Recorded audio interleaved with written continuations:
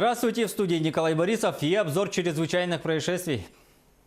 Мать, убившую дочь плоскогубцами на глазах у несовершеннолетней подруги погибшей, отправят на принудительное лечение. К такому решению пришел Якутский городской суд. Напомним, в марте этого года женщина гуляла на улице вместе с 9-летней дочерью, ее 7-летней подругой. В какой-то момент женщина привела девочек к гаражным боксам, достала из своей сумочки плоскогубцы и стала бить свою дочь. Такая же участь могла ожидать невольную свидетельницу произошедшего. Но убийцу остановил положительный ответ на вопрос о вере в Бога. Якутским городским судом рассмотрено уголовное дело в отношении обвиняемой в совершении преступлений, предусмотренных пунктами в части 2 статьи 105 Уголовного кодекса Российской Федерации, то есть совершение убийства своей малолетней дочери. Пунктами в части 2 статьи 112 Уголовного кодекса Российской Федерации, а именно в умышленном причинении средней тяжести вреда здоровью в отношении малолетней подруги своей дочери с применением предмета, используемого в качестве оружия. Ввиду наличия у обвиняемой хронического психического расстройства, судом в отношении нее применены принудительные меры медицинского характера. Постановление Якутского городского суда не вступило в законную силу. Жительница села Жиганск взята под стражу по обвинению в убийстве своей матери. Как заявила задержанная, она устала ухаживать за обездвиженной пенсионеркой. По данным следствия, 15 июня текущего года женщина на почве личных неприязненных отношений нанесла несколько ударов керамической кружкой по голове своей матери 1950 года рождения. После этого она прошла в помещение кухни, где взяла нож, и, вернувшись в комнату, нанесла 3 удара ножом по шее потерпевшей. От полученных травм женщина скончалась на месте происшествия. Следует отметить, что женщина не могла передвигаться самостоятельно после перенесенного инсульта, и подозреваемая пояснила, что устала ухаживать за матерью. Назначена комплексная психолого-психиатрическая экспертиза и ряд других экспертных исследований. Свою вину в совершенном преступлении она признала и дала следователю показания об обстоятельствах совершенного. Уголовное дело в отношении супругов Ливадных возвращено в прокуратуру. Состоялось судебное заседание по резонансному делу супругов Александра и Кристины Ливадных. Их обвиняют в незаконном лишении свободы, повлекшем тяжкие последствия. Также Кристине Ливадной вменяют организацию незаконной миграции. Александр Ливадный обвинен в превышении должностных полномочий с применением насилия. Судебное следствие началось в июне 2018 года. Адвокаты обвиняемых указали на серьезные недостатки обвинительных заключений. Например, непредставление информации о работе филиппинок, по мнению защиты, не является уголовным преступлением, а всего лишь административным правонарушением. Суд, рассмотрев материалы уголовного дела, пришел к выводу о необходимости возврата уголовного дела в прокуратуру. 23-летнюю жительницу Якутска приговорили к условному сроку за причинение смерти ребенку по неосторожности. В апреле прошлого года женщина увидела, как ее сын тянет ручку шкафа.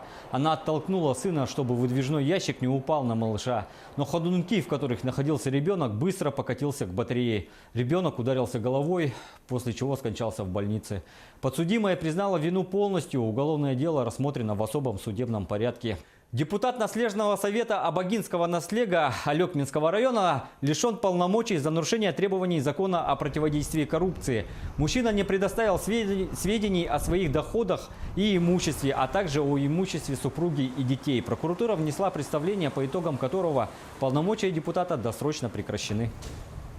У соседей по Дальневосточному федеральному округу в Приморском крае запретили продавать вейп и электронные сигареты несовершеннолетним. К такому решению пришли депутаты Заксобрания, приняв соответствующий документ в окончательном чтении. Закон устанавливает запрет продажу несовершеннолетним электронных систем доставки никотина, в которых используется никотиновая жидкость. Продавец вправе потребовать у покупателя документ, позволяющий установить его возраст. Регионы самостоятельно вводят подобные ограничения на продажу вейпов. Соответствующие законы приняты в Санкт-Петербурге, Московской и Новгородской областях. Жители поселка Нижний Бестях Мегино-Кангаласского улуса нашли раненого детеныша косули. Семья спасла животного, приютив у себя. Для дальнейшего лечения косулю отправили в зоопарк Ортодойду. Рассказывает моя коллега Ольга Лысак. Все, не бойся, не бойся. Не тронут тебя. Неожиданная встреча. Жители поселка Нижний Бестях Игорь и Зоя Ульяновы нашли недалеко от школьного двора раненую косулю. Неравнодушные супруги приютили ее у себя во дворе. Несмотря на то, что видимых ран у лесного жителя нет, животное не встает на ноги. За 3 суток под пристальным присмотром новых хозяев молодой самец косули уже привык к людям. Сейчас начинает потихоньку есть. Ульяновы даже дали новому питомцу имя – Кеша. Да, Кешей назвали. Дружище, Кеша. Уговариваем его, чтобы он не боялся, чтобы ел, чтобы не болел, чтобы выздоравливался, держался за жизнь. Столько выдержал, уже надо жить. Первые дни, конечно, он не ел. Ну, если и ел, то чуть-чуть и совсем плохо. А так мы ему нарвали нежных самых веток тальника, съездили специально на поле, набрали всяких разных трав. Ну, воду пьет. Пьет с самого начала хорошо. На вызов откликнулись сотрудники зоопарка «Артодайду». Уже на месте ветеринарный врач Николай Кондратьев осматривает Кешу и ставит обезболивающий укол.